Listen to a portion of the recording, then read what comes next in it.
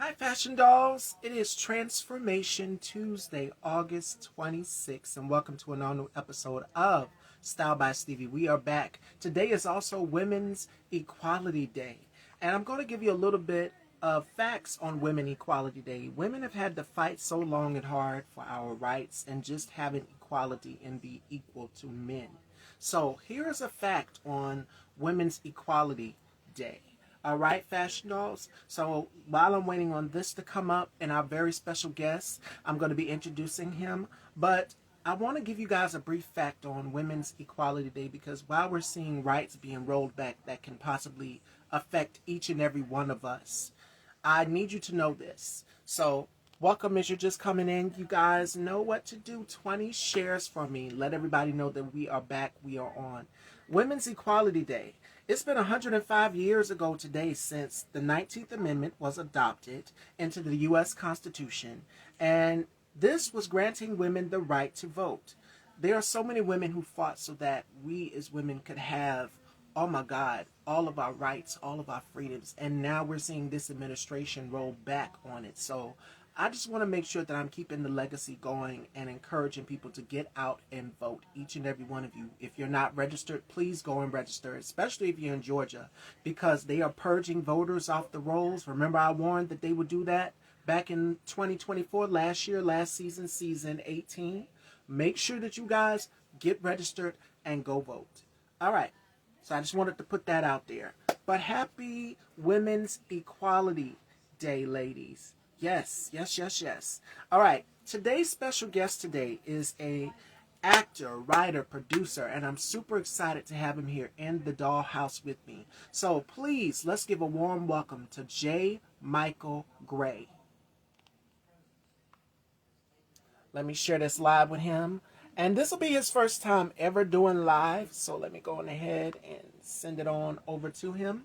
Welcome, welcome, welcome, welcome, welcome as you come in. And we are back. We got a great lineup closing out the month of August. And it feels great to be back. I took that little break yesterday. As you guys can see, the exercising has been helping. Miss Stevie is getting back to her shape. Yes. And I love it. I love it. I love it. I love it. Make sure y'all go and check out the OOTD, the outfit of the day. Make sure y'all go and check that out. A lot of information up. I just been posting like crazy.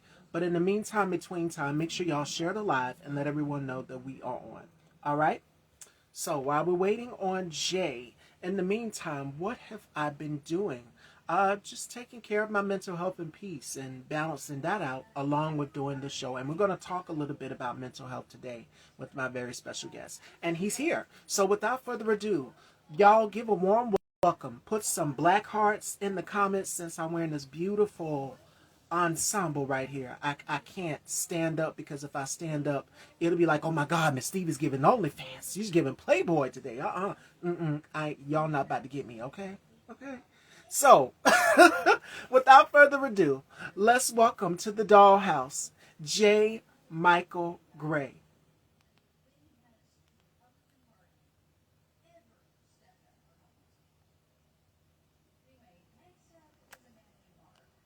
Oh, hopefully it works. It might not work on your laptop, Jay. Make sure, try your phone. Try your phone because it might not work on the laptop. Thank you. Thank you. Thank you. Yes, come on in with the black hearts because the gown is absolutely giving. This slit is so, oh my God. Oh God. And I wish I could call him. This is his first time coming live with me, so we're going to get it right. We're going to get it right. Let me see. Give me one sec. These things happen, Fashion Dolls. In the meantime, between time, everyone drop how you were doing, what you got planned, any goals, any intentions, any passions. Today, like I said, we're going to discuss mental health. And along with that, my very special guest is going to be getting into his acting career. But let me see. Let me call him. I'm going to call him while I'm live. Yes, I am. We're going to call him.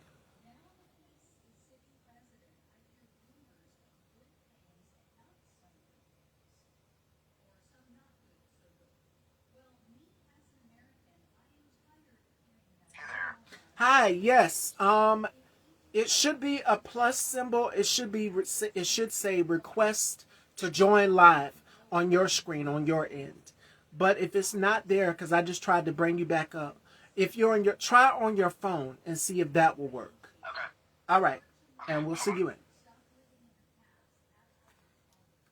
In the meantime, between time, fashion dolls, I need you guys to keep those black hearts coming in. Share this live with at least 20 people. We're going to get into some things. Like I said, I didn't do a show yesterday. I had a show slated, but the guests had to cancel. Something came up. But we're back. And Friday is going to be a show you definitely want to tune in for, because we have the one and only B Slade joining me. I know you guys went crazy over the announcement. Friday, August 29th. Set your reminders. Tell a friend to tell a friend. B Slade is coming to the Dollhouse. All right?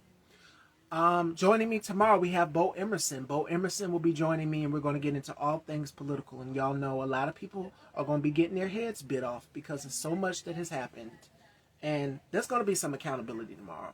I'm going to let loose. So you might want to tune in for that. What else? What else do we have going on? Let me check to see if Jay is in here. Nope, not yet. Not yet. But who else do we have coming on? Oh, the Girl Talk this Saturday, closing out the month of August. Make sure that you guys tune in for that. It might be 3 of us. I'm not sure if Dr. Dabrina will be joining us. It was supposed to be 4, but we're gonna work with it. I love my girls, and I love that Dr. Dabrina is a new addition to our sister chat, our girl chat. So make sure y'all tune in for that Saturday. So just a lot of great things. New things from Original Magazine UK, more amazing guests. Again, prepping for season 20, which will be in January of 2026. So make sure that you're tuned in for that. Let me share this live with him again so that we can get him in here. Again, I apologize. This is his first time ever doing Instagram Live. So we're going to get him in here, and we're going to get this interview started. But in the meantime, between time, make sure that y'all are sharing the lives. And also, thank you. I'm seeing a lot of people are subscribing to Style by Stevie Daytime. If you haven't, head on over to YouTube and subscribe to Style by Stevie Daytime if you have not. A lot of great things on there. Make sure you also tap the community tab so that you can be aware to what's going on. A lot of information. Yesterday marked the 25th anniversary of Aaliyah's passing. And God, she's made such an impact on the music industry, dance, fashion, pop culture alone. So may she rest in grace. And it was also the 25th anniversary of Lauryn Hill's, one of my favorite albums. Y'all know, you hear me talk about it in my interviews, The Miseducation of Lauryn Hill. Also, Bring It On turned 25. So a very special shout out to the ladies of Black and my girl Gabrielle Union. So y'all go and check out the post. But without further ado, while I was holding it down, let me add my very special guest, J. Michael Gray, to the Dollhouse. Come on in, Jay.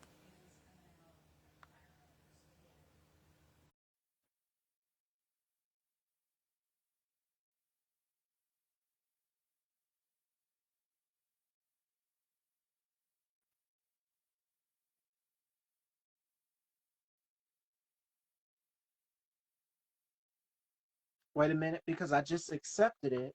Let me see.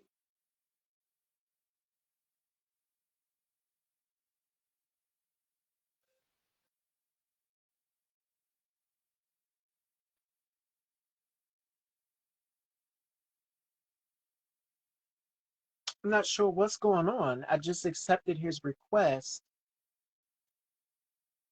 Let me try to send an invite. See if it'll work out. There we are. I am, Welcome.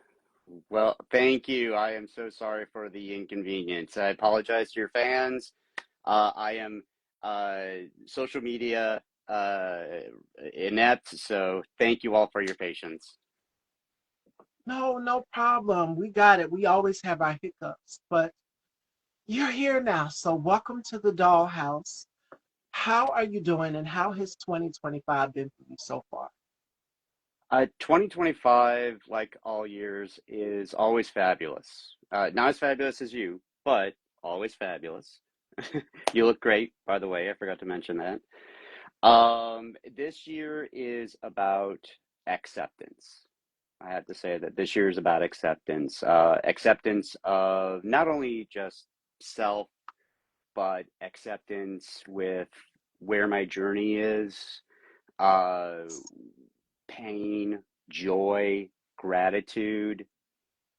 So that is what this year's all about. And it's always fantastic, regardless of highs, lows. I my friends and my coworkers always sort of tease me. They always say, "Hey, how are you doing today?" I'm like, "I'm always well, even when I'm not. I'm always well." And here you are. Here you are now, and it's a blessing to have you here. So let's start on this journey. Let's start at the Absolutely. beginning of your journey. So tell us, who is J. Michael Gray? Where you grew up, and your background in acting, because you've done so many hit shows. From one of my favorites that you've done is Dynasty.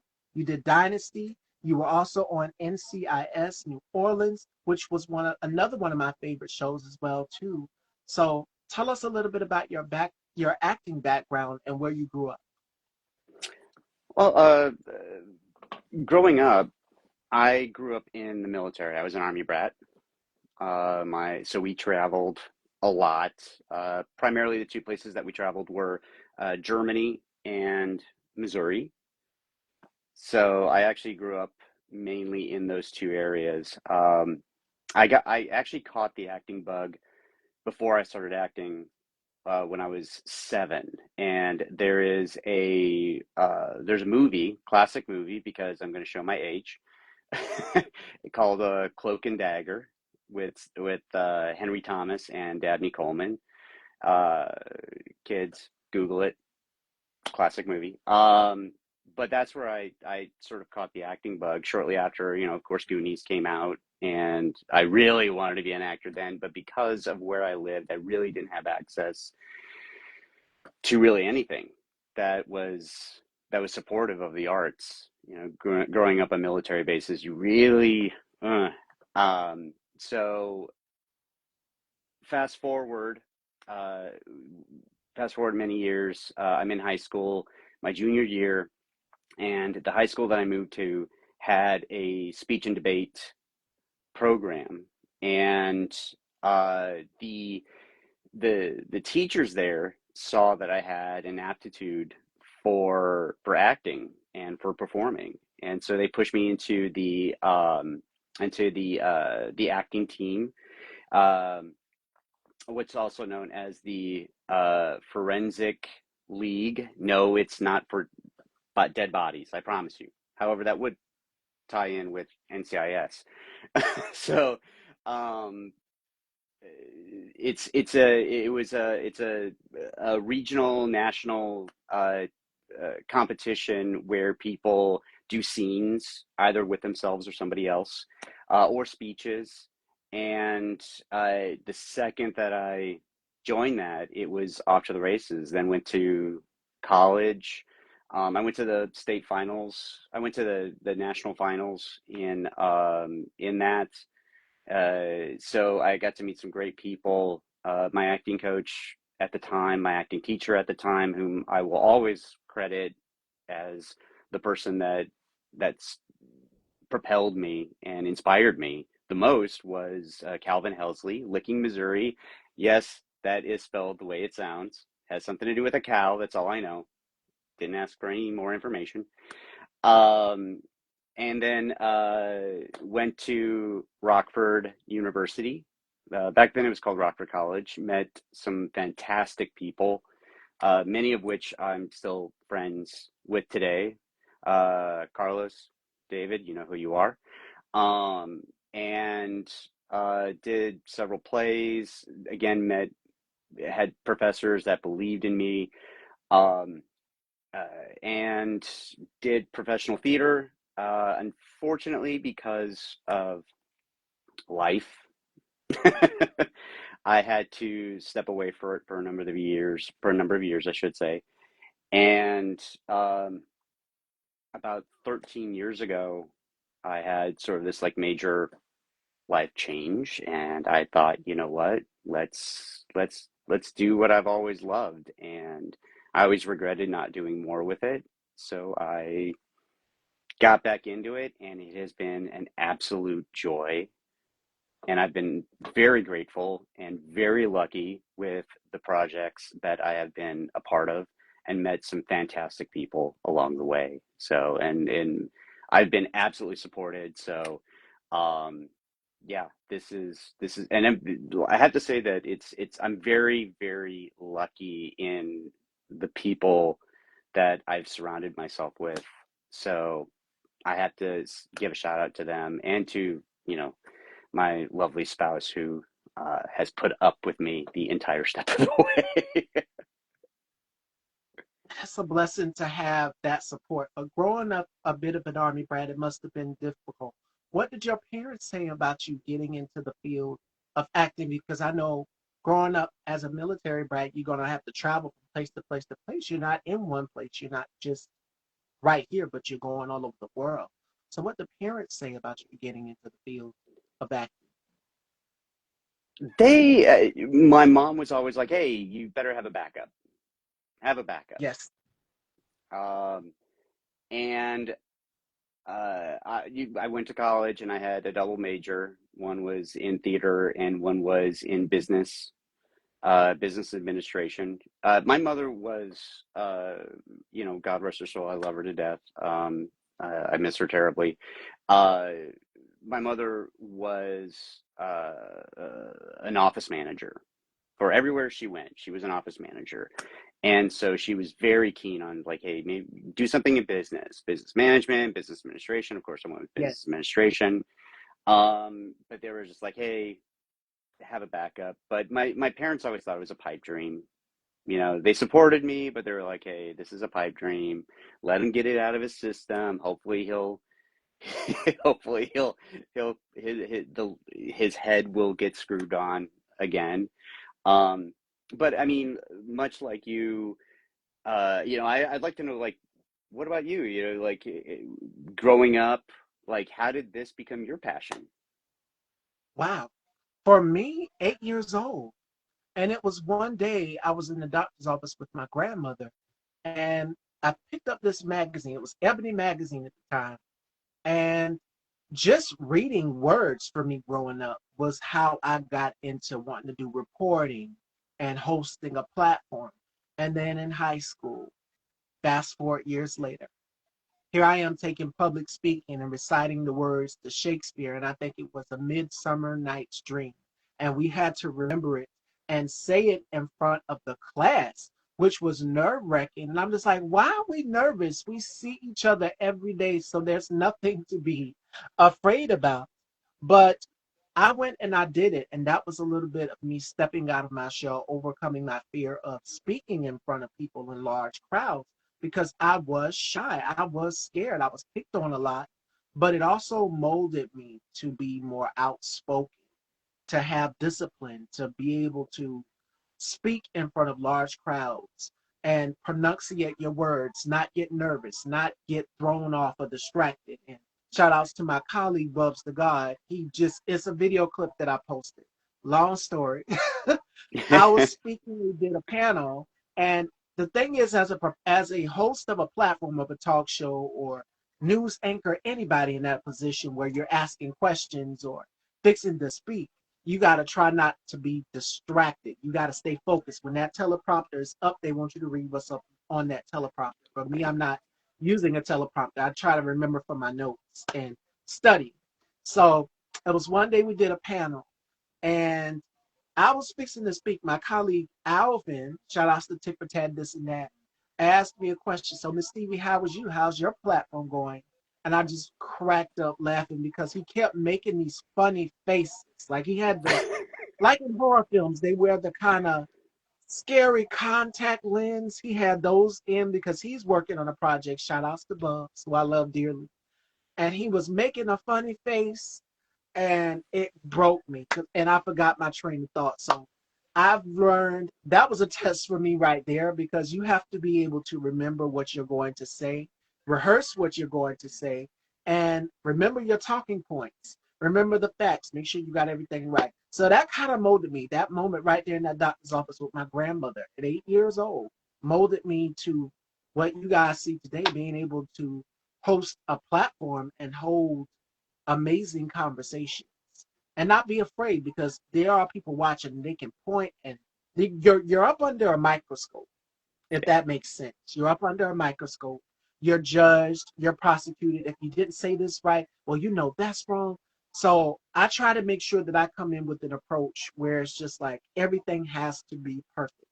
And it's all about discipline. So with that being said, that moment right there with my grandmother, I was somebody's name I read on the magazine cover, because I was just picking up. I didn't care what it was. If it was a menu from a restaurant, I love to read, and I still do. I'm an avid reader. At 31, I'm still an avid reader. And it was Tony Braxton, the singer. Tony Braxton Wow. was on the cover, and I said, "Grandmama, look, it's Tony Braxton." That moment right there, and my grandmother, just like that baby can read. She called my mother. My mother was at work, and she told her that baby can read at 8 years old. That moment in Wow. my life right there is pivotal. So it's those little things that I remember from childhood all the way up until now in my adult years that have molded me into the woman that y'all see today, which is the host of this platform, which is being able to read and pronunciate words and names so eloquently. Some of the guest names be so difficult to pronounce, their last name or their first name, and I have to practice. Like, shout outs to Nard. Amazing. I remember having Nard on my show last week, and Nard was like, "That's how you pronounce it because his last name is French." And he was just Hmm. like, "You got it." I did research on the last name, had to practice pronunciating it because I don't want to butcher anybody's name. In this business, it is about perfection, and that's what you're going to get here on my platform as it pertains to great questioning, as it pertains to deep personal connections. So, yeah, a little long winded, but yes. No, no, go ahead. Be along with it. I love with it. I love it. I love hearing about people's journeys. I actually watched that episode with Nard, and it was beautiful, very inspiring as well. Speaking of shout outs, I have to give some shout outs to, Larry, to Millie, and to, my good buddy, Mr. Newsom. Thank you all for watching. Greatly appreciate it. But yeah, no, I completely understand where you're coming from. Growing up, I was beaten up a lot. I was picked on a lot because I really didn't hit my growth spurt until college. My last growth spurt wasn't until then. So until then, I was always the tiniest kid everywhere. So like you, I had to figure out, well, how do I overcome this? And that is to have a Mhm. big personality. I had to figure out, oh, okay, I got to have a big personality, so that way, if I do get beaten up, I'm gonna deserve it. So, um, have a big have a reason. It's like, hey, if you're gonna come at me, I'm gonna do my best to either talk my way out of it, or I'm gonna go down swinging, one of the two. Um, so no, I completely understand. As with you, I did Shakespeare in high school. I applied to Juilliard. I think in one of your videos recently, you said that you wanted to go to uh, the the fashion school in New York, and it's escaping me. Uh, Yes, FIT or Parsons. Oh, Parsons. yes, It was that the was it. Fashion Institute of Technology and then Parsons, and how they merged them both together at the time. And this was around, I want to say, my junior year of high school, because they have the brochures lined up. You can go to the guidance counselor office, and they have the brochures lined up for what you want your career field to be. And we didn't have fashion uh, merchandising or technology down here. It was either take cosmetology or early childhood development, or you could go into law enforcement. And I said, okay, let me weigh my options because my sister did early childhood development. She wanted to work Oh, with kids. She wanted to have a daycare and a restaurant and do all of those things. May God rest her soul. I lost her in 2018. And I said, you know what? I want to do cosmetology. I want to do fashion. I've watched my mom get her hair done by my grandmother, go to the beauty salon with her. I have two relatives and two cousins that has their salons and barbershops. One has a barbershop, one has a beauty salon. And she's there weekly from time to time. And so I said, why not make me a third? Let me go on ahead because doing hair is a form of fashion. And as you guys can see through countless dozens of my interviews, my look does not stay the same. I'm a chameleon. You don't know what you're going to get with me. So I said cosmetology would be perfect. And even my cosmetology instructors, just like your vision, you need to go to fashion school. I was like, well, this is a form of fashion for me, doing hair, doing nails, doing makeup. I love glamour. I love getting ready and changing up your look and then seeing the uh, the impact of someone walking out of your chair when you turn that chair. Now, one of shout outs to my girlfriend that I went to beauty school with. She says, I keep my client turned away from the mirror. I don't want them to see what I'm working on. Whereas they're wanting to know the secrets, what products you're using, what is this, what is that. Me, I kind of do the same thing as well too. I keep my chair turned so that they won't see until it's done. But just seeing their reaction of walking away looking beautiful or feeling great about themselves, confidence for me. So I said, okay, this is my field right here. And the rest is history. I love it. I absolutely love it. And with my career, it started out with just I saw like I knew immediately when I was watching that movie as a 7-year old, this like little tiny 7-year old kid reenacting the scenes from those movies. Like it had, I realized at that moment, oh, this has an impact on me. I can have an impact on others. And when I started doing this in high school, it was I saw the impact that it had on others and how I because I was being vulnerable, they in turn were vulnerable with me. Mm. Just even being an audience member, and so I wanted them to walk away with an experience. And I have to tell you that my cousin Amber is watching, and she is a fashionista herself. So, uh, Amber, watch her videos; they're fantastic. So, um, but yeah, I completely understand. I completely understand. Like even when I started my career, um, the audience feedback Oh, yeah. was intoxicating. I will say though, since I've been doing film, I haven't done any theater whatsoever, and the thought of doing theater again is absolutely terrifying. Is terrifying. So, you have my utter respect by the way that you can do IG Live and just you know that is amazing to me. And as it pertains to that was going to be my next question that I was going to ask you, theater or live, because you've done live shows, you've done real time shows where you're on set. But as it pertains to theater, this is like in real time. How we're live right now, and people are watching us, and if you mess up, it's captured. I remember in one of my interviews, hey Justin, my mom called in one of my interviews, and I kept that. I was just like, I can't erase that. That's Hmm. precious. It's those little things. It happens in show business. Even as if you watch like The View or any other talk show, something happens, somebody's phone will go off even after the show, and it's funny. You laugh it off. So they're just like, no, no, no, keep that. So I didn't edit it. I didn't take it out of anything. I kept that because that shows the humanity. My mom has always been uh, one of the talking points in my show, and more importantly, by my side, supporting me 100%. And just like your mom, my mom and my parents, they were like, you got to have a backup. What is going to be your backup? what is going to be your plan A and your plan B. What are you going to do?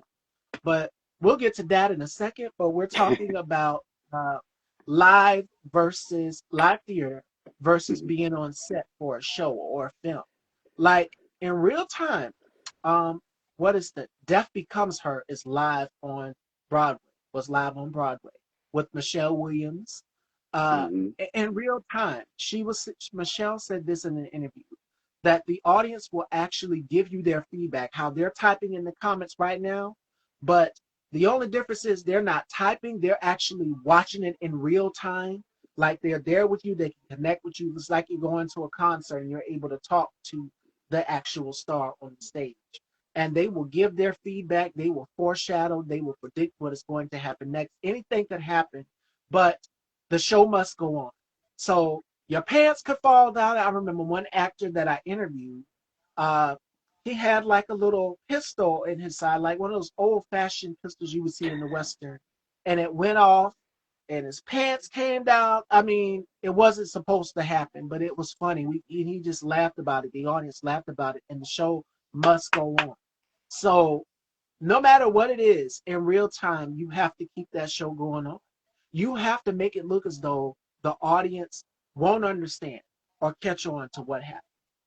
Make it work that way. And for me, I've made a lot of mistakes in my interviews and flubbered somebody's name or got it mixed up and gotten tongue tied. So those things happen, but it only shows that you are human because even news anchors make mistakes. I've studied Barbara Walters, studied Oh Dan wow. Rather. I've studied uh, Robin Roberts, some of the greats, news anchors. So by me reading and rehearsing, staying and practicing, studying everything, and coming on and presenting factual evidence the same way they would is because of that, because of practice. I didn't have any training getting into this at all. It's Mhm. all by me. I taught myself how to read, how to pronunciate. And shout outs to my assistant principal who taught me so much about fashion, how to pronounce the designers' names, uh, who taught me about the showrooms, who taught me about, okay, this is where you go to get your garments. This is where you go to see the shows. This is where you can get your tickets. This is how you do this. She taught me so much about it, and I'm so thankful for her because at the end of the day, it all paid off. And look at me now, being able to know so much information just from studying and being mentored by people. Like, again, I wasn't trained by anybody, just people mentoring me, shadowing me, showing me the ropes, and encouraging me was all that I needed. And I'm so thankful to be here now at this point. But doing set, if you're doing a show in real time, like if you're doing a film, you're going to be on set for a couple of days, a couple of hours, maybe it depends. You might not get done until the next day because you have so many scenes that you have to shot and that you have to shoot. I said shot, shoot. See, Yeah. and Love it. my God, it's all about in real time when that director calls cut. You know when it's time to stop. Mhm. When that director says, okay, action, it's time for you to get into character. And a lot of actors that I've sat with, we always talk about being able to turn on that character and being able to turn it off when you get home.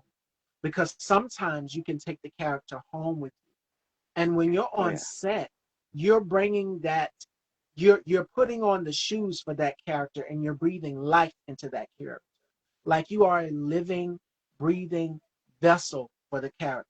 And you have to make sure that you are embodying everything that this producer wants. If they say, okay, I shot a horror film back in 2021, first Oh acting wow. experience, and it was very scary. The assistant who reconnected us the film, and it's out there. You guys can go and check it out. And I got the role on my birthday. Now, Oh wow. again, like I said, I'm a chameleon. I love changing up my hair. So that day I got the role, I had at least 22 inches of hair going down my back. And it was so gorgeous. But the director says, nope, nope, nope, nope. You can't come in with this. We don't want you looking like one of the kids. We're going to age you a little bit. So I came in with this short pixie cut. And he said, that's it. And I was playing a college professor, so I didn't need to look like one of the kids, even though I was young, still young. But he said, no, we don't want you looking like one of the students. We want you to look like a college professor. And he Mhm. modeled the character after me a little bit. So she had a little bit of my personality, but she was very stern. She was very strict. She was about her business. If you're in a classroom setting with your teacher's going to stay on your case because they want you to do well. And that's what Professor Fair, that was my character in the film, wanted, was for her students to do well. And it was all about the art of theory, where we were talking like if you've seen Scream 2, you know they have a class where they're breaking down the horror films. Who's the villain? Is that it was that type of element to give you an insight. But I can't give the whole film away. You guys have to go and check it out. It's back in 2021, and we shot it during the pandemic, so it was virtually. And I went and did the first table read for it, nailed it, executed it, knocked it out the park. Everybody else had prior acting experience, but I was the only one from South Carolina, didn't have no acting experience at all, and nailed the table read, came in, nailed the shot the day of the film. But the funny part is that I wish that the director would release the bloopers so you guys could see it, was everybody else was reading over each other's parts. So this person was reading the next person's part and the next person's part. I done went on ahead and finished my scene and rapped. My work was done. So they were reading over each other's parts. All I could do was just sit back and watch and laugh. If you've already done what you're supposed to do and you're no longer in the film, because it was a one-time part thing for me. And sat back and just laughed and enjoyed it. It was so much fun. And I say that to say this: set is a little bit different than being on stage in real time. But the thing Yeah. is, if you mess up, you keep going. Now that producer or that director or writer or whomever's in charge of the film, they might say we might want you to ad lib, and you can be as creative as possible. It's so great to have somewhat of a creative control to be able to have creative input as to what you want your character to look like, as to what you want the character to sound like, what country they're from. All of these things you have somewhat of a creative input into. So that was going to be my next question for you, which is prefer being on set for film or set live in front of an audience, how we are. I have to say that I prefer set. I actually, when I was doing professional theater, we had this moment, and I remember it vividly. Like it has scarred me so much that it is still very, very present in my mind. And we were doing the other Phantom of the Opera, which is called just the Phantom. There's two versions, and uh, there was a scene where one character was supposed to shoot the Phantom. Well, the gun didn't go off, and I can so remember you know. like he fired again and again, and just getting kept getting jammed, and we all just kind of froze in that moment. And then he ran towards the Phantom, and as the Phantom was running off, and then we all ran off backstage, and we're like, "What do we do?" And we just said, just go, just go. Pretend like he shot him behind the wall or something, and we just plowed through, and we all cracked up about it because it was just so jarring and so terrifying in that moment. It didn't sway us whatsoever, and they just that caused us to sort of have a backup plan just in case the gun didn't go off again. Um, uh, we had an excellent prop guy. It's just that one day, and it was a thank God it was a matinee. So, whew, they really didn't know the difference. So yeah, those live things happen. It's funny that you mentioned Death Becomes Her because I have a very, very good friend of mine, Richie Cronfield.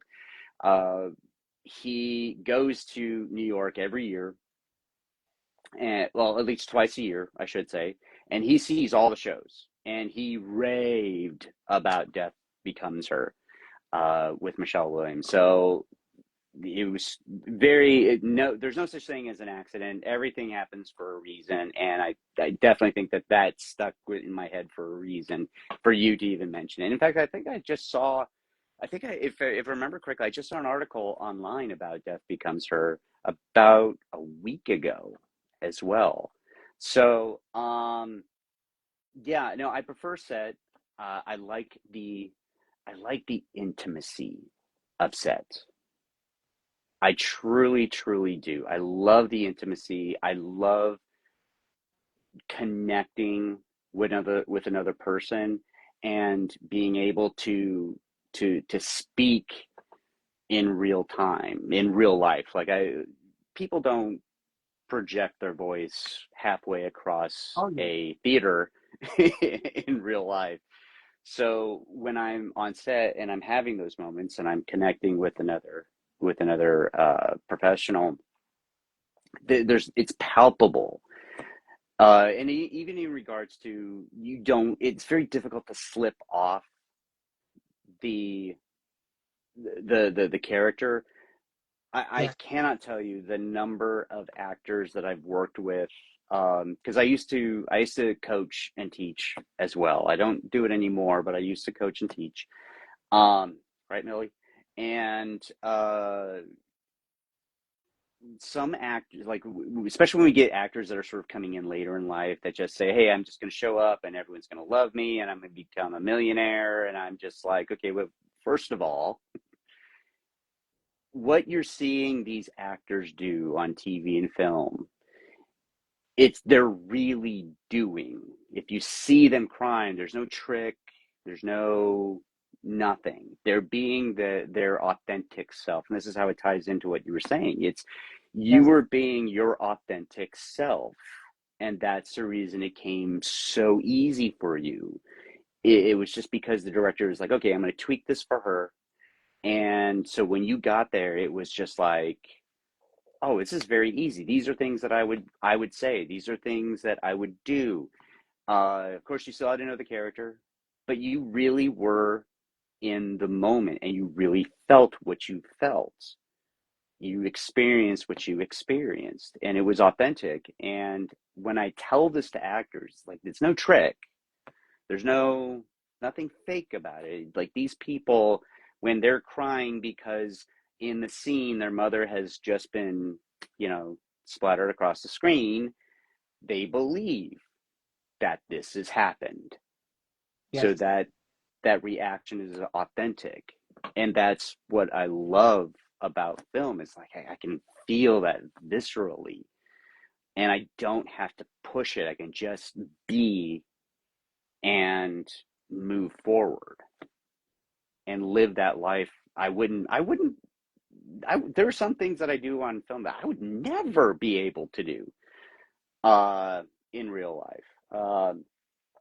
You were mentioning about ad-libbing, and when I did the movie with Seth Rogen for American Pickle, if you haven't seen it, it's fantastic. Guys, watch it. It's funny, but it's very heartwarming. They don't want to say it's a Christmas movie, but it's a Hanukkah movie, so it's a great movie. It's very funny. Um, but in the scenes that we were doing, the director and Seth Rogen was just like, yeah, keep ad libbing, just keep going, and we'll just figure it out later. And so we constantly we were making a point of trying to make each other laugh. And I don't know about you, but like trying to make Seth Rogen laugh is very difficult to do. It's very hard. So, but it was fantastic. It was a great experience. But yeah, it's stuff like that. They want us to ad lib. They want us to experience. There are some though that they want us to stick to the script and they want us to you know be present and stick to exactly what it is. But for most parts, like they love actors that can ad lib and live within that space. That's the reason why you see a lot of comedians. They become great actors is because they know how to do that. But I thoroughly enjoy set. I thoroughly enjoy set. It's a lot of fun.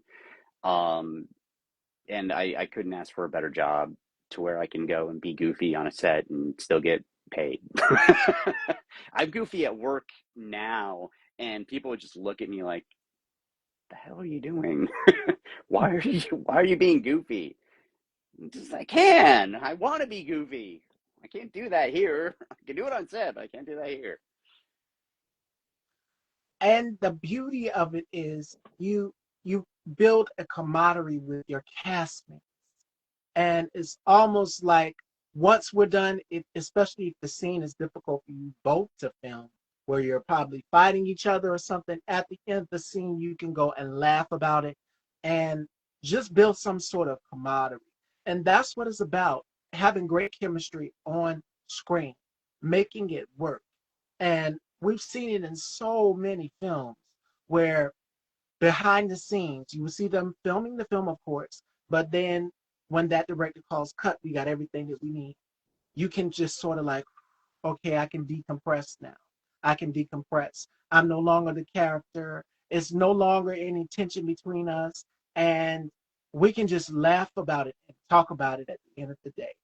And it's such a great feeling because it takes you out of your element for what you're normally used to. Because standing up in front of people can be nerve wracking if you're doing it live. But you're going to have consumers that watch it. Us, the consumers, the viewers, will go to the movie theaters and watch the actual film and laugh and have a good time and connect with the characters in some sort of way. And that is what we need, those social relationships where you're connecting and resonating with the character or putting yourself in the character's shoes. Like, what would you do? So it's all about that. And I think that is key and critical. And speaking of camaraderies, you've, like I said, you've done so many shows from NCIS New Orleans to Dynasty. You did, going through the list here, you did Star, Being Mary Jane, uh, series. You did the Bobby Brown stories. I mean, the list goes on and on. And it's all about camaraderie. And some of these shows showcased heavy topics, but seeing behind the scenes where you're laughing, where you're having a good time. And I can only imagine on NCIS, even though it is like it's a crime-based show like CSI, NCIS, uh, and so many others. It's crime-based show, but you get to see, if you've watched the behind the scenes or the bloopers, it's so much fun watching somebody mess up their part, or you're just laughing with each other and embracing each other. That's what it's about, feeding off of each other's industry as chemistry, as what's the word that I'm looking for? I forgot, y'all. Help me out. uh the camaraderie and the union that everybody shares on set. That's the word I was looking Connection, for. Versus camaraderie, yeah. It's funny that you mentioned Being Mary Jane, and we were talking about bloopers. It's not in the bloopers. However, I did a major faux pas on that show. Major faux pas. They forgave me. They realized, okay, yeah, he was just in the moment. It was really great. But um, we were doing a scene where it's because it was the series finale. Gabrielle Union is pregnant, and spoiler alert. Sorry, guys.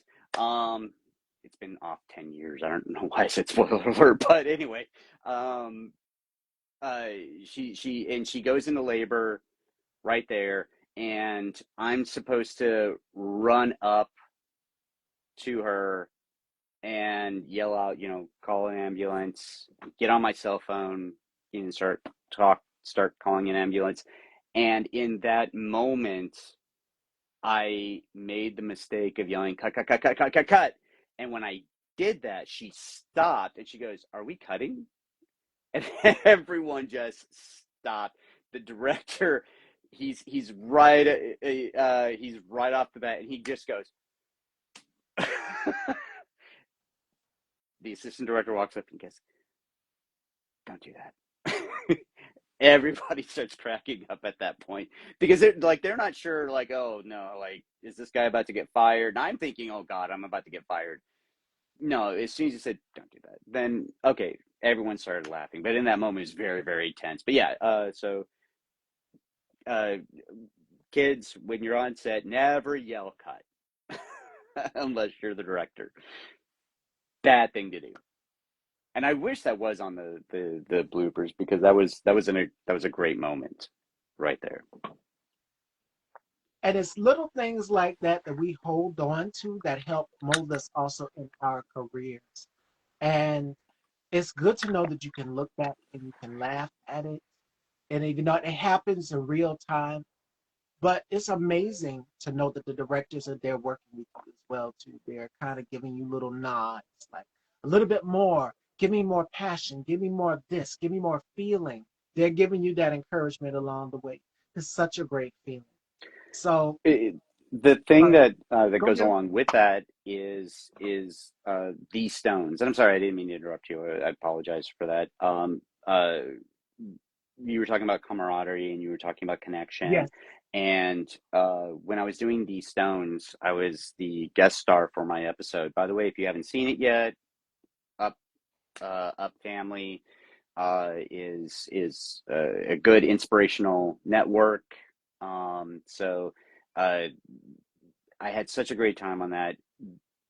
Myself and Jenna Shaw, we got to know each other. That's the young lady that I did the scene with. She plays an addict, and we the from the moment that we arrived on set, we immediately connected right there and then because we knew that we had a hard scene. It was a very difficult scene. It's very emotional, and the director had worked with us both individually before we arrived to set and had given us very specific directions, but said, hey, listen, don't do this, but I want this, and helped us mold these characters. And like Susan Rohr is brilliant as a director. I loved her to death. If she called me up and said, hey, I've got a role for you, I would drop everything and just go because she's just that fun. But she does, she calls me out. There was a few times where I was on set and I moved a certain way, and she goes, "Cut, Jeremy. That looked rehearsed. Do it again." Okay, let's do it again, and I would go right back into it. But I would let that go. I wouldn't internalize that. I would just okay, let it go, move on. But Right. when we were doing that show, it was we all had this really tight sense of family. And when on that after that last take, uh like we all stay in touch now. Like Jenna Shaw is has become a close friend. Susan Rohr still emails me. The producers still email me to this day. Rusty Joyner still will follows me on social media. I follow him, and we'll comment on each other's photos or posts, whatever the case may be. But they've invited me to parties that they've had. So we've all become very, very close, and because we have that emotional connection uh, on on set, as you were talking about.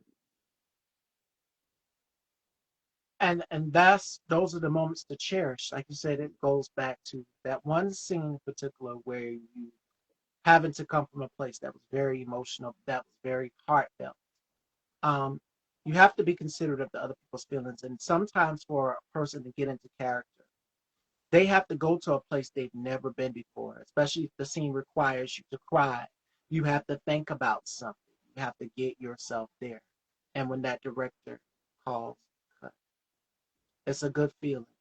We got what we need. And in a way, it's therapeutic. It's like a release for you.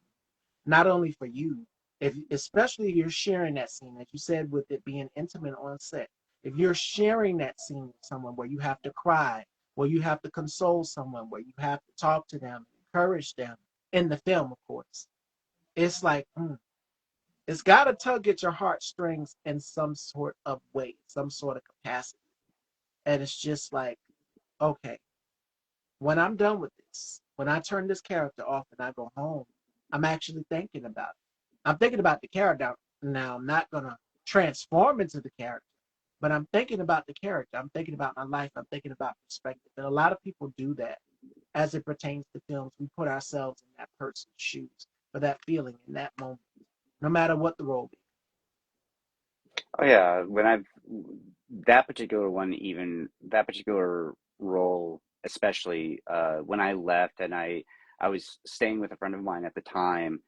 When I got back to his place after that shoot, when it was all said and done, like I took off my, I changed clothes and I took off my makeup and I'm sitting for just a moment. My ears are ringing and because I've just been singing at the top of my lungs to get out my energies in my car.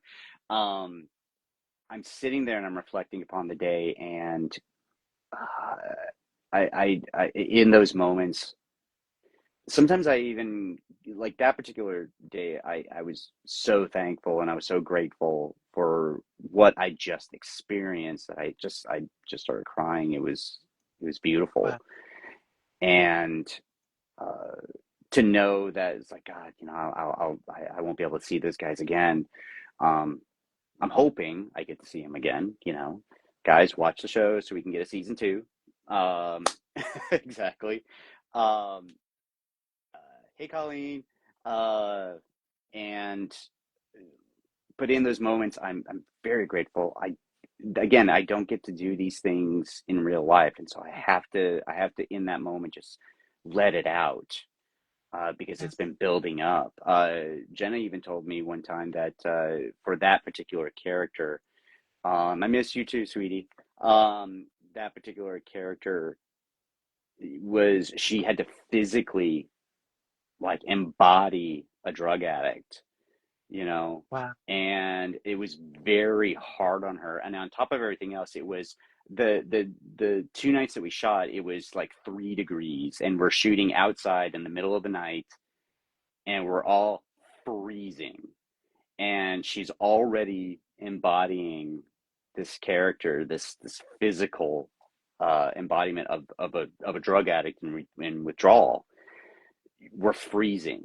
And so she said, that was probably the hardest one that she's ever done because it was so demanding on her. And she got a chance to release Wow. that when she got home.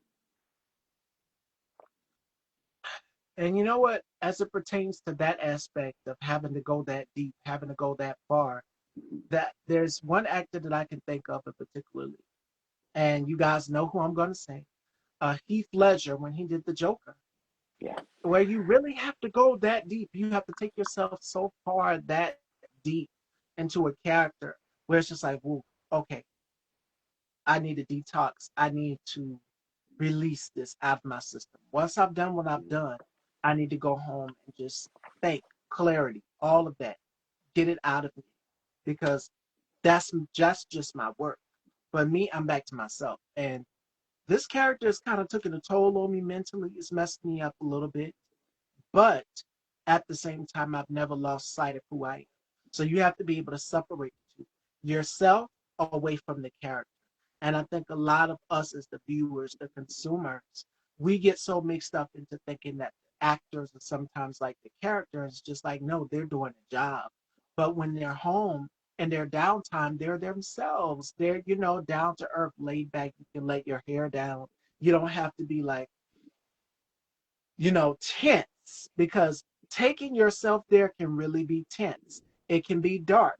You've been to a place you've never been before where whether you're maybe channeling anger, whether you may be channeling sadness, whatever it may be, for a lot of us, and for a lot of actors in general, and even people, the consumers, we're just like, wow, this is personal to me because I've been through this and we find ourselves crying and wiping away tears from the film because it's personal to us in some sort of way. And that's the type of ties and connections that the viewers and the actors have on screen, especially while we're in the theaters watching. So yeah. Mhm. Uh, it's I've done a few films. There was one that I did, and the name escapes me at the top right now, but there was one that I did where I really had to go to a place that did not feel comfortable, I did it anyway, and it was where I'm standing on the edge of a bridge, and I'm contemplating suicide, and I had to put myself into that place Wow. where I have to I have to start legitimately thinking, what this Jimmy Stewart moment of It's a Wonderful Life, like what is this life without me? And then justify that. You were talking about Heath Ledger. The one suicide that still hits me to this day is Chester Bennington, the former lead singer of Linkin Park. Uh, he could not get himself out of it, and so uh, I had to, when I did that role. You, when I was done, I was bawling. Like I had to, as you said, I had to get that out of me. I had to shed that skin, and it was very difficult to do. It was very, very difficult to do. I think like the next year after that, I went into therapy. My God. And it shouldn't be that even personal, but you have to do what that director calls for. Think about something to get yourself there. And it can be deep for all of us. And doing something like that, doing a role that calls for that, because there are so many people who battle with their own demons, who Hmm. battle with uh, just a dark cloud that is hanging over them as it pertains to the mental health aspect. These stories have to be told because Hmm. everyday people battle with depression. They battle with a sense of sadness, a sense of despair, a sense of hopelessness. And you have to showcase these stories to say, this is not the way. There are people who actually care Hmm. and separate yourself from the character. But the story has to be told at the end of the day because there are so many stories. You'd be amazed and surprised at how many stories I've been told. And just DMs I get from people saying, by you having this person on your Yeah. platform, or just you touching on the subject of mental health or whatever it may be, it made me feel good. And I want to know that I made someone feel good and I saved their life and made an impact. And film is supposed to do that. It is supposed to save someone's life. It is supposed to tell a story. And it gives a message at the end of the day that we, the viewers, the consumers, the watchers, are taking in like, okay. And then we take that back with us and we talk about it with our friends and our family because it impacts us in some sort of way. Yeah. What I love about your platform, especially in some of your interviews, is that you have touched on those subjects because the people that you've interviewed as well have touched on their journeys in in those subjects, and there's a bravery that goes into being willing, especially for you, being willing to say, Yes. okay, engage it too. You have to gauge it. Do I really want this person to go down this path? And having the bravery to say, okay, let's go down this path as well. I watch I watch a lot of podcasts on YouTube, and I listen to a lot of podcasts. And the host, sometimes the guest feels a trepidation towards going down this, and the host is like, it's your call, but I'm willing to go down here if you are. You're safe. You're here. We all love you. If you want to go, let's go, and guide them down that path. And there's immediate connection there with your audience as well. So thank you for going to those places with your guests. I mean, in the times that you have been online, like I started when I started doing research to before doing this interview, I like the amount of content that you have, like why you haven't gotten to a million views is astounding.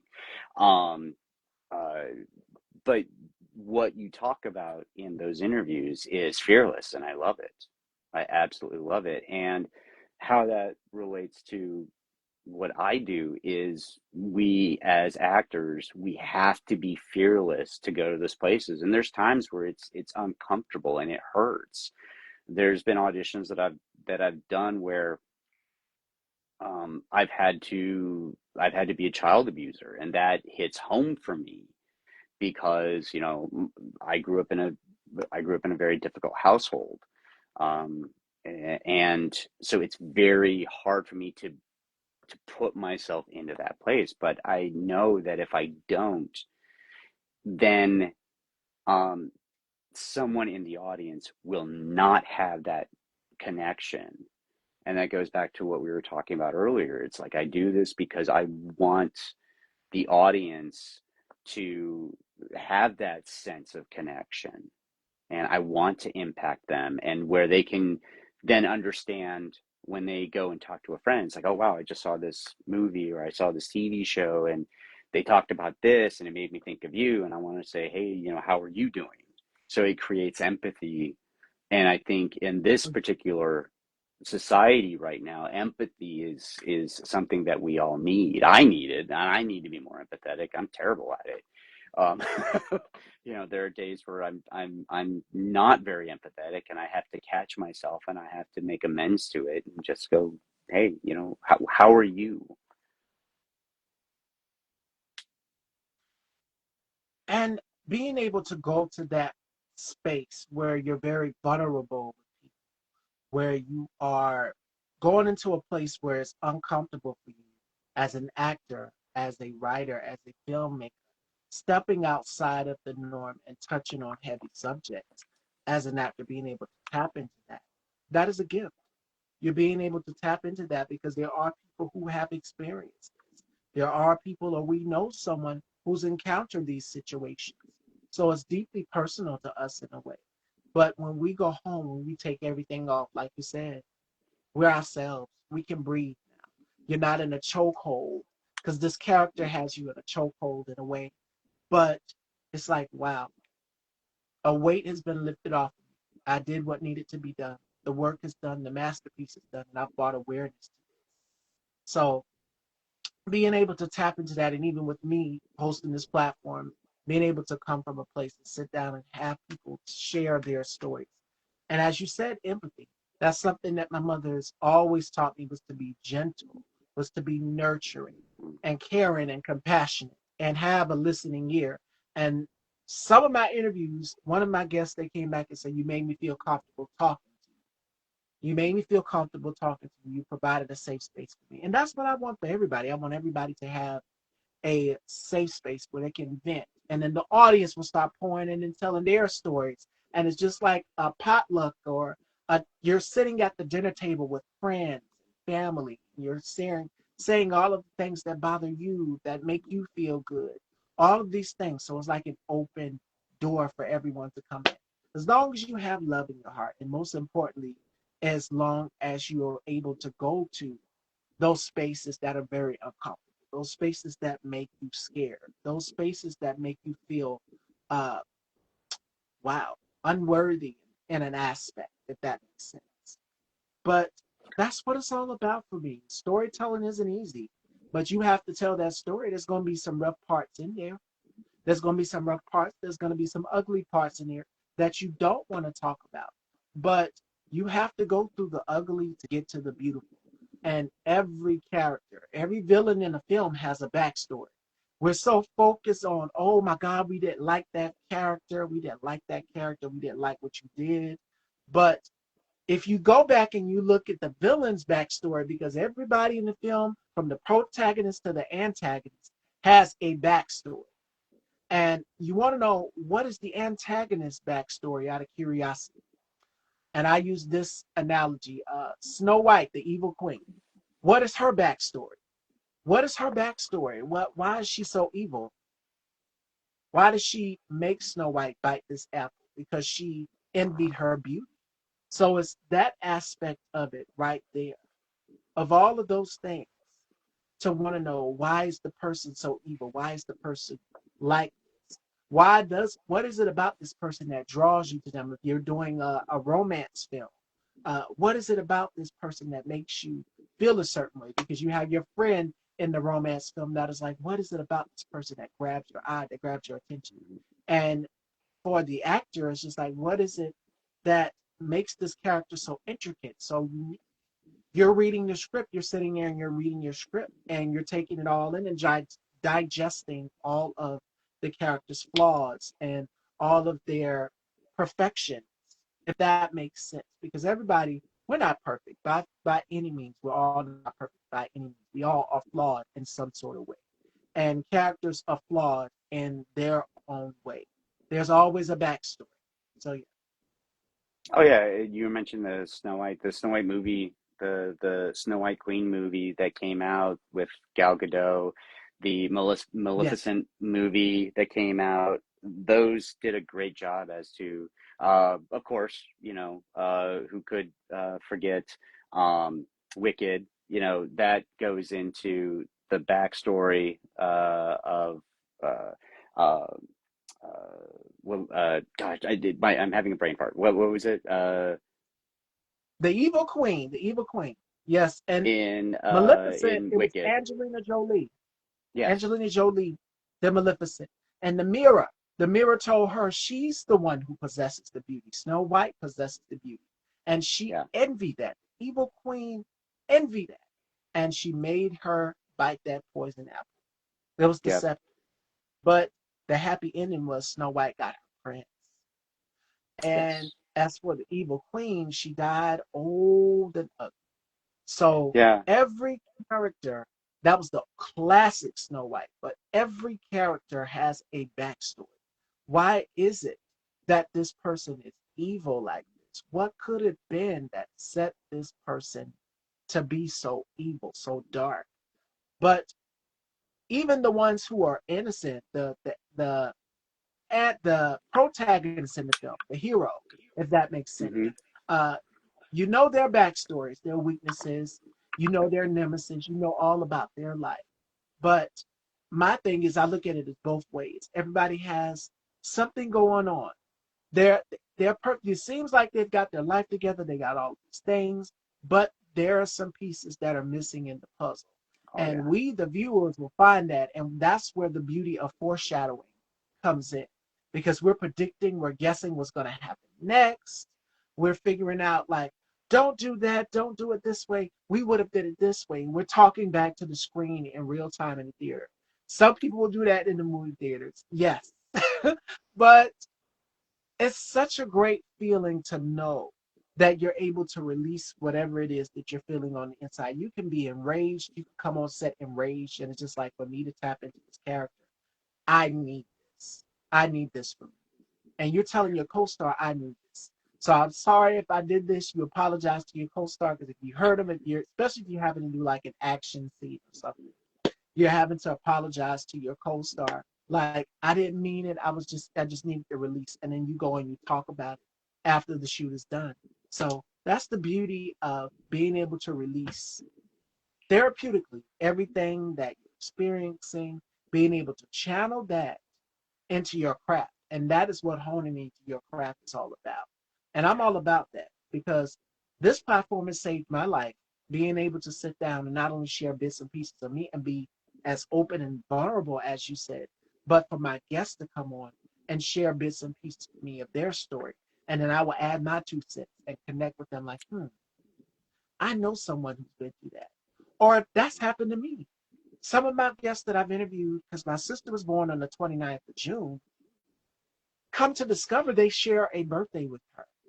And it's Oh. not exactly 1986, but it's the same month and year, which was June 29th, 1986. Same month, same year, same date. And it's so crazy. But it's so crazy that we now live in a society where creativity can be used. And I think it's genius that people can use their creativity to express whatever it is that they're feeling through the arts. And that was going to be another question that I wanted to ask you as a writer, as a Yeah. director. Uh, what is it for up and coming filmmakers that they need to know as it pertains to making sure that the story is told all the way? And I say it all the time: speak from your heart. Whatever is in your heart, say it. Just say it, because you never know. It can help someone or save someone's life potentially. Um, if I had to give some advice to up and coming filmmakers, um, first of all, if you're listening to me, then there's already a problem. You have confidence in yourself, have confidence in what you're doing and the Yeah. message that you're trying to give. The second is, uh, I honestly, this was something that I just watched recently. Um, Something that you've been touching on as well, and that is history. Like, look, if you are serious about some sort of creativity, look at the history of the field that, and I've done this as well. I Yeah. look at the history of the field. When I became an actor, I started reading biographies of other great actors and other great filmmakers. Uh, so that way I understand what they were doing and why they did what they did. The next Yes. thing is that just do it. Just, find a way to do it. It doesn't matter how. Just find a way to do it.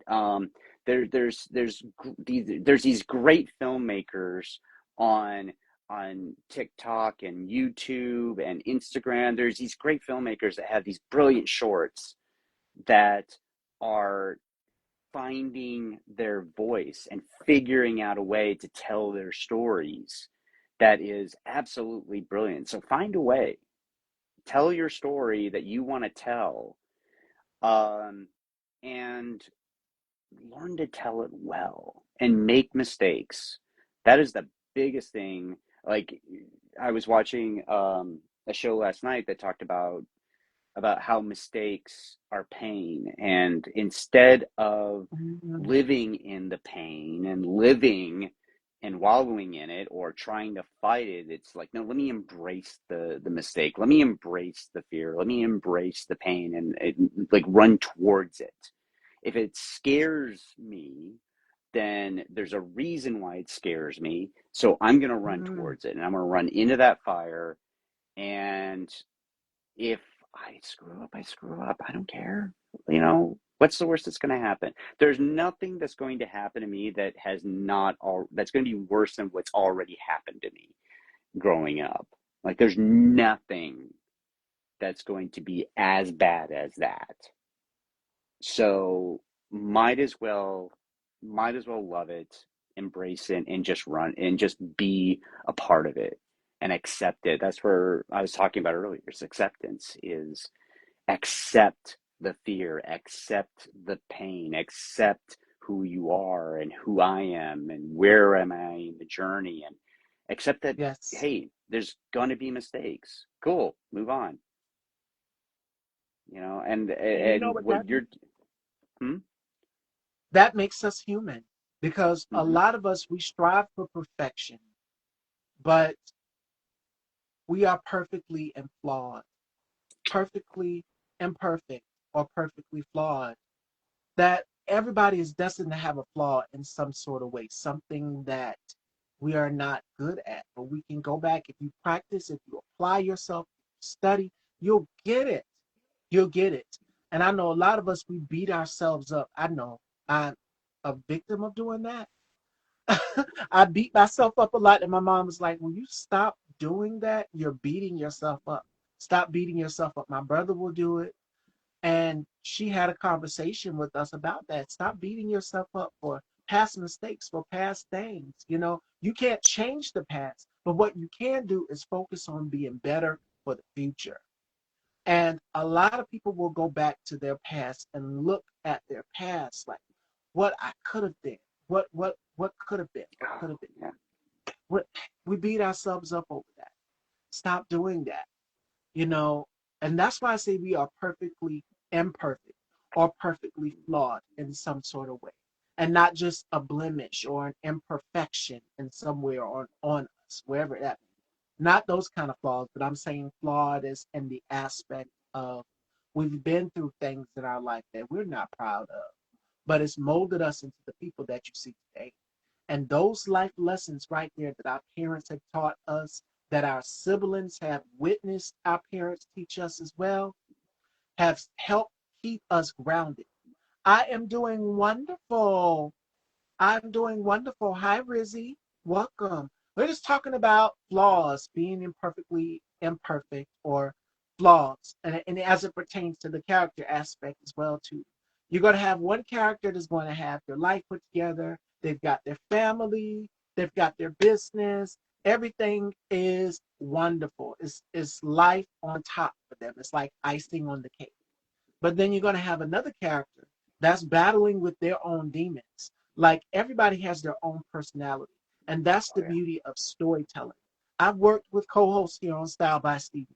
And uh, yeah, it was two gentlemen. Shout outs to Johnny. Shout outs to Marco. Shout outs to EJ. I've had male co hosts to balance it out. I said, with me being a woman, giving the female perspective, I want it to be this way. And then I want the men to give their perspective. So I yeah. said, you know what? Let's balance that out. Let's make it work. And it worked perfectly. So we all have our mistakes. And sometimes we will correct each other. It will be so much fun because we'd be like tag teaming each other, like making each other laugh. And not only just that, but feeding off of each other's energy.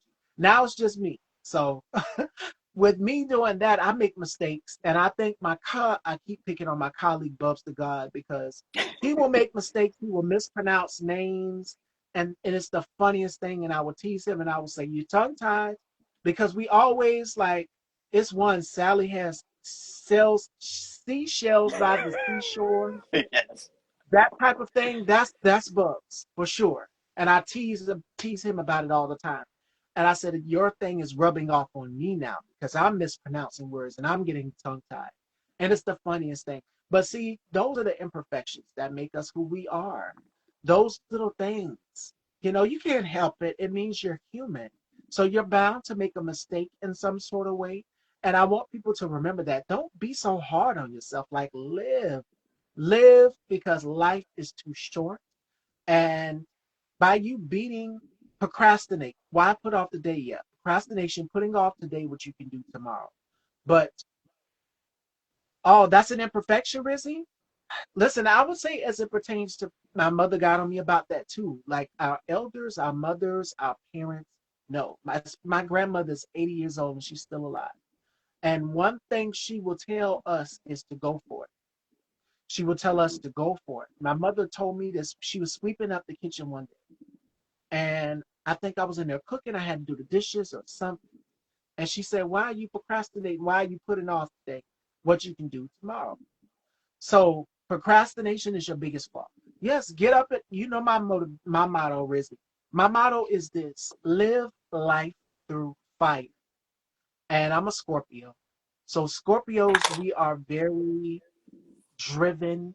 It's a certain passion, is a certain determination about us. My mom's a Libra, October 7th. And one thing I can tell you for sure about both signs, Libras and Scorpios, and you take zodiac signs out of the equation, each person has their own strength of what keeps them going, what fuels them to keep going. So as it pertains to procrastination, Rizzy, I would say to you just get up every morning. Find yourself something that that gives you the fuel. And I know for me, I do morning affirmations. I do prayers and conversations with God. I do my morning devotion. And one of my affirmations that keep me going is my energy when I walk into a room is palpable. That means your chi is so strong that people can feed off of your chi, off of your energy. And even someone told me that in an interview. I'm just like, what's chi? What is that? I know it's a flat iron company, CHI. But And hair care what do you products. mean by what do you mean by chi? And he said, your energy is so strong, I can feel it through how we're doing this interview now. It's so strong, I can feel it through the screen. Like, I really want to meet with you in person. And a lot of people are like, why don't you do the show in person so that people can feel that? And yes, we're coming to that. We're working on that. So stay tuned. But it's so amazing that you can click with someone and just click off of their energy. And it's powerful. But that's another conversation. We're talking about procrastination. And my advice to Rizzy, which I would tell her, is to Find something that fuels you, something or someone that fuels you. And I know the reason why I do Style by Stevie is because of my mother. And I said, as big as I get, as big as my name continues to grow and people get familiar with me, and the ones who already are, they are. But I said, my mom wouldn't have to want for nothing. That's my biggest inspiration to get up every morning and do what I do. It's my mom. She's the inspiration. So a lot of people ask me, where did the inspiration for Style by Stevie come from? My mom. Her being outspoken, being brave, being bold, taking chances on life and living life to the fullest, and still taking chances. Like she will go out there. My mom has a green thumb. She loves to garden and plant flowers and things. And she will pick up flowers from beside the road in these abandoned spaces, beautiful flowers, and she will take them home and make them grow. So it's like a project. So you see what I'm saying as it pertains to procrastination? Day by day, you just get up and you find something that fuels you. My mom's fuel is her flowers. She loves to plant. She loves to go on walks. Me, I'm getting into nature. I'm not really a nature girl, but I know going outside is absolutely therapeutic. But for me lately, it's been a lot of exercise, taking a walk, having a moment of clarity with myself. And as you guys have been watching my stories, you know that this journey for weight loss, for exercise, for all of that, it has been therapeutic for me. That's why I come on so zen every day. I'm freaking out behind the scenes. Yes, I'm going crazy because of everything that's going on, and that's normal. You can freak out. You have the right to freak out. You have the right to be scared because guess what? We are perfectly imperfect. And I want each and every one of you to know that. While we're striving for perfection, like everything has to be absolutely beautiful. If you look at, and I use this example, if you look at the cover of Vogue magazine, the model on there is beautiful. She's gorgeous. The fashions she's wearing, it draws you in and makes you want to turn the page. That's perfection. There's a lot of airbrushing that goes on. There's a lot of finishing touches that go on as it pertains to perfection. But when you strip everything away, you're just you. You're there. You're staring back in that mirror and you're having it's okay to have conversations with yourself about procrastination as well too. Like give yourself the pep talk. And the pep talks for me are my morning affirmations. Find something that gives you that morning kick. I took my lipstick and I written the word believe on my mirror, on my vanity. And every morning when I get up, first thing when I wake up out of bed and I stand up and I look in that mirror, I'm looking at it now. That's what gives me the fuel to keep going. So find one word. That would be my assignment for Rizzy and for anybody else who's feeling a lack of energy, who's feeling a lack of enthusiasm. Find one word that describes you. And for me, it's believe because I believed I did. It's a quote that says, she believed she did and she could. And I proved people wrong countless time and time again. The ones who doubted me. There's going to be people out here who doubt you, but you don't let them discourage you from your journey, from your destination, even as it pertains to being an actor. Sometimes you're going to get the role, sometimes you're not going to get the role on the first try. And the director would say no. You're going to hear a lot of no's. But the key thing is to keep going, keep persevering, because you never know. You could be driving down the highway, going to pick up something from a restaurant or going to visit a family member, and your phone is ringing, or you get an email from the director saying, come back, we need you for this part. You're going to get this part. And it has happened. And that's because of the power of manifestation. So as it pertains to procrastination, which is a flaw in some of us, I mean, because we're human, we're so caught up and consumed by everything. It's like how a sponge absorbs everything. We are absorbing everything through knowledge, through life. And you have to wring the water out of that sponge eventually. So I say, as it pertains to procrastination for anybody, find one word that gets you going in the morning, that describes you. And I know for me, it is believe. It is believe. My mom said, always believe, always persevere. My brother chose to go into the military and serve. And now he's a dad. So I have a 2-month-old nephew. 2-year-old nephew. And that is my fuel to keep going every day. That is my fuel to keep doing what I'm doing because I want to leave a legacy and an impact. So set yourself out a goal, write it down. I know a lot of people, shout outs to Rico King, actor Rico King. If you follow him, you know that he has a board of affirmations and mantras that get him going through, and all of these colorful sticky notes of what his goals and passions and intentions are. Do that. I do vision boards. So every day I do a mental checklist of everything that I've accomplished in my life, what I want to work on, what I want to be better at. And I go through and I look at that vision board and I do a mental checklist like, check, I've done that, I've done that, I've done that. Now what else? You continue writing the next chapter of your life. And I know for each and every one of us, we are so busy trying to discover what is going to be in our next chapter. And that's for the characters as well too in the film. What is going to be the next character's sequel? One of my favorite films is The Devil Wears Prada, which is getting a sequel. So we want to know picked where it picked up at. What is going on with Anne Hathaway's character? So you get to know a little bit more. So while we're looking for the sequel in films, we also have to look at the importance of finding the sequel in our lives as well too, or the trilogy working because every film has a trilogy.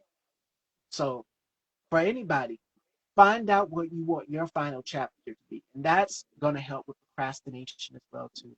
Just keep writing. And I've noticed that when we got in the year 2025, a lot of people started doing gratitude journals. That helps as well also.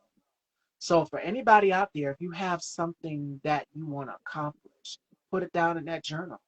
And then do a day by day, a check-in. Do a check-in. Like everything you've done, do a mental checklist like, okay, I've done this, I've done this, I've done this, and add on more. Give yourself a bucket list. One thing on my bucket list is to have clothing, is to have beauty products, hair products. All of those things is something that I want to work on and aspire to. So find yourself a plan, stick with it, and that should help with procrastination as well also. But again, as it pertains to being perfectly flawed, because I know the mirror, there's a two-way mirror. Sometimes is what it appears to be, and then when you look behind it is something else. So life is like that. And it makes you look at the glass as being, okay, it's half full a little bit. So you got the glass half empty and you got the glass half full. And I say to anybody who uh, just has a feeling of lack of enthusiasm, get up, get out, start now. It's never too late. It's never too late. And I tell people this all the time. There were some actors that I've sat down with that started acting in their late 30s. And I was asked the question, why so late? And they said, I didn't feel it was time. It's always time. There's always time to go after your passions or your endeavors or whatever makes you feel good, that you love doing. And it feels good to be able to tap and hone into your craft, knowing that you've done something that you've accomplished. I remember being on the AB honor roll when I was in school, and I would come home, with the report card, a good report card, and show it to my mom and grandma and getting all of these little incentives. They would give us money to go buy snacks or go shopping or whatever. And it's those little things. Cherish them. So just like with the report card, you give yourself an incentive a day. You reward yourself. You pour into yourself and you look in that mirror and you stand there and you give yourself that reward. And that reward is self-love. That reward is enthusiasm. That reward is being encouraged. Another one of the affirmations that I say is I'm surrounded by people who are, and that I am, my circle runs deep. And what's so crazy is each and every one of us have our own stories to share, to tell. And we intimately know each other's stories, but we are all battling and fighting our own demons ourselves. We're figuring it out. And in life, it's all about figuring things out.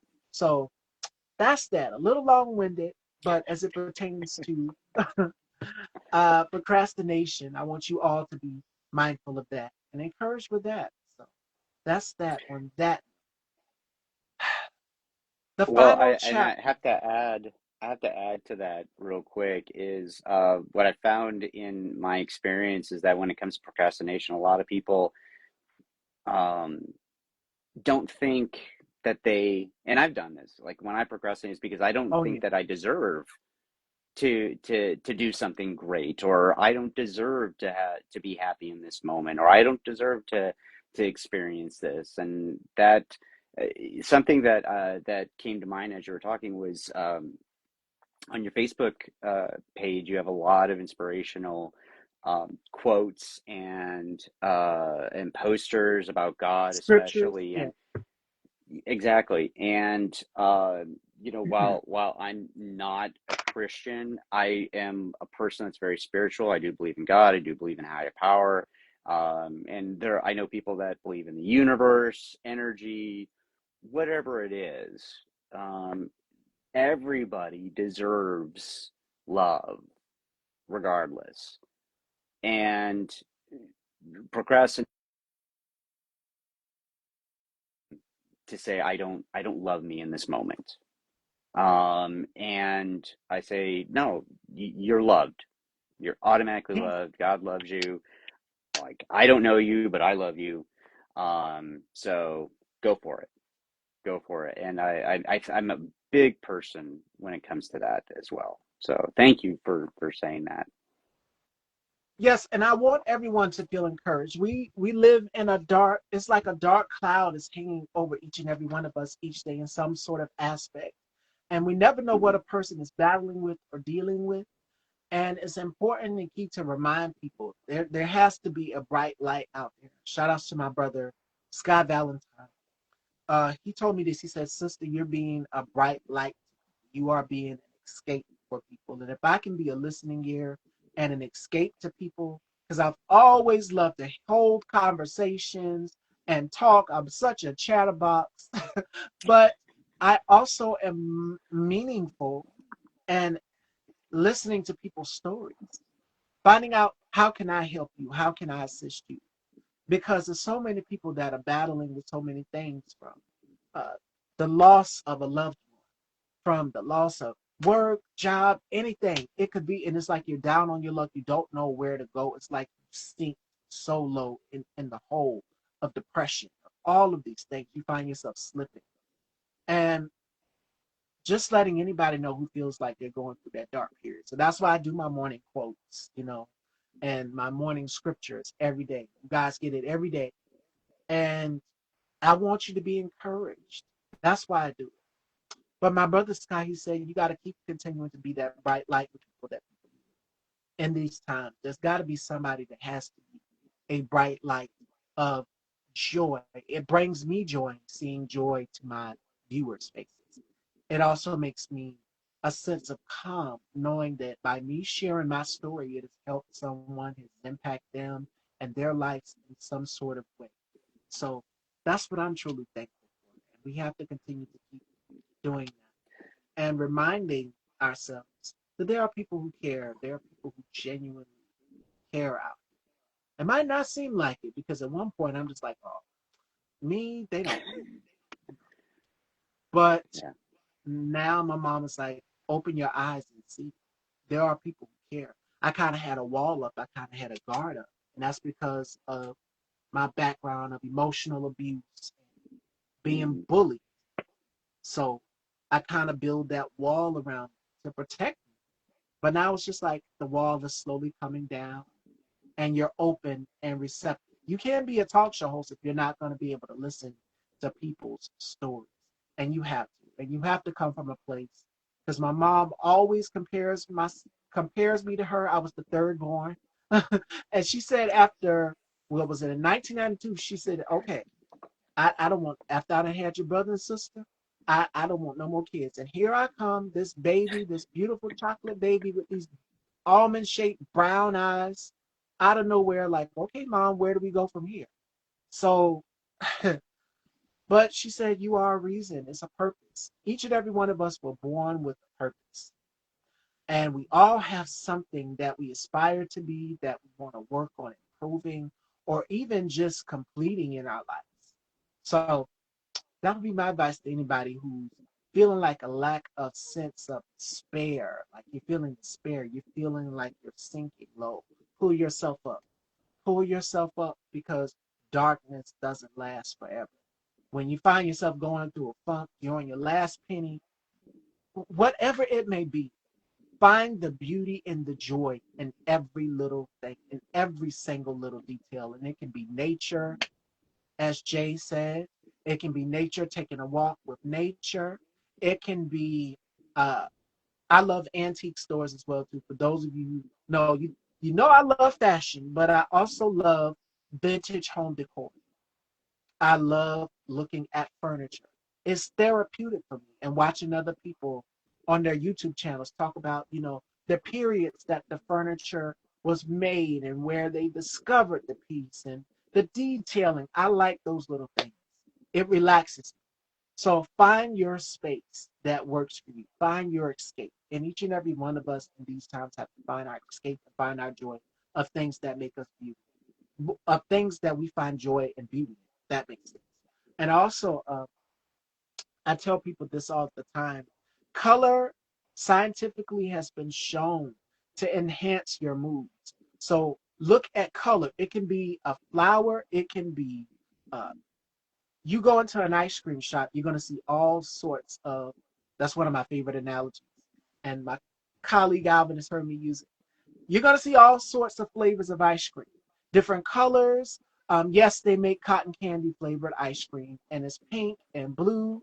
So, I mean, you're going to see a little bit of everything. Everything. It's not just going to be chocolate or vanilla or butter pecan or black walnut. It's going to be so much more than that. And they're going to keep adding on more flavors of ice cream. That is going to be different colors, different textures, all of these things. You go to a restaurant and they ask, can I order a milkshake? The milkshakes are going to be different colors. A slushie is going to be a different color. A smoothie is going to be a different color. So I say that to say this: color enhances your mood. It boosts you. Also, what you eat also can impact and make a difference as well too. So I know red foods that are red that are rich in antioxidants help, like pomegranates, apples, that they help you. They boost your mood. These are things that help you. So for anybody who is out here feeling like I'm in a dark space, I can't get out, just look at colors. That's why I got into fashion, because I was so sad, I was so depressed, I've been through so much. Because it's an escape to a whole nother world. You can put on the clothes and bring the clothes to life and tell a story. So that's why I got into fashion. That's why I got into uh, changing up my look and not staying the same. Because when I look good, I feel good. It's all about confidence. So those are the little things right there that I would leave to anybody in that dark cloud of funk, in a dark period where it's just like, I can't get out. How do I get out? Don't become trapped in your own mental prison. Trust me, I've been there. And for anybody else who feels like they're trapped in a mental prison, you have the keys to free yourself. You have the key to release yourself. You don't have to be trapped in a funk. You don't have to be afraid. Yeah. So I want Was people to it remember that. my therapist says all the time is like, you can choose to stay in it or you can choose to leave. It's your choice. It's in your hands. You have the power. The key is in your hands. You have the power to say, hey, I want to leave or I want to stay. It's up to you. The destiny is up to you, where you choose to go. And I want people to remember that. Those little things. I have to give a shout out to one of my coworkers who just jumped on. Bernadette! So had to say hi. Yes, yes, yes. It's such a refreshing conversation, and I hope it has helped each and every one of you along the way as far as storytelling, as far as your journey. So, my last question before we wrap, and then we get into our game, which is the rapid five with Jay here. Uh, Journey. What is next in your journey, in your chapter? Because you have a project coming out as well too. But what is next in your journey? in your story, in your chapter? Ah, personally, uh, I'll be turning 50. So I'll be going to one of my favorite places in all the world, Palm Springs. I love Palm Springs. I love